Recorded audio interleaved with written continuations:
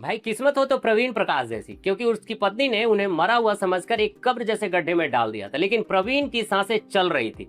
और फिर एक ऐसी घटना हुई जिसने न सिर्फ उसकी जान बचाई बल्कि पूरा का पूरा राज भी खोल दिया। 41 साल के प्रवीण महाराष्ट्र के बारामती की इंद्रप्रस्थ सोसाइटी के फ्लैट नंबर 9 में अपनी 38 साल की पत्नी शर्मिला और 2 बच्चे, बुजुर्ग माता पिता और भाई के साथ रहते थे। प्रवीण पेशे से इंजीनियर थे, जबकि शर्मिला बी फार्मा की पढ़ाई की थी। 1 अगस्त की दोपहर करीब 1 बजे शर्मिला ने 2 मजदूर को बालकनी में बुलाया। उसने कहा कि वहां करीब 2.5 फीट ऊंची ईंटों की दीवार बनाई गई है और उसके ऊपर मार्बल स्लैब रखकर सीमेंट से बंद करना है। मजदूर पहुंचे तो दीवार के अंदर एक गड्ढा दिखाई दिया। उसमें सफेद चादर और तकिया रखा हुआ था। दोनों को कुछ अजीब लगा, लेकिन काम शुरू कर दिया उन्होंने। तभी अचानक बालकनी में तेज हवा चली, चादर का एक हिस्सा सरक गया, नीचे एक इंसानी पैर दिखाई दिया, लेकिन अगले ही पल उस पैर में हलचल दिखाई दी। मजदूर के तो होश उड़ गए।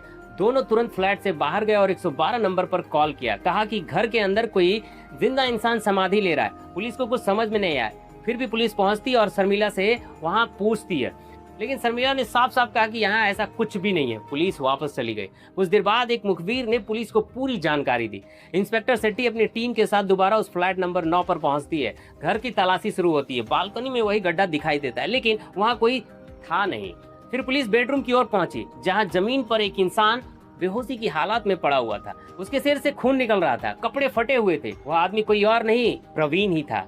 शर्मिला ने बताया कि झगड़े के दौरान उसने बेड से प्रवीण के सिर पर वार किया। प्रवीण वहां तुरंत गिर गए।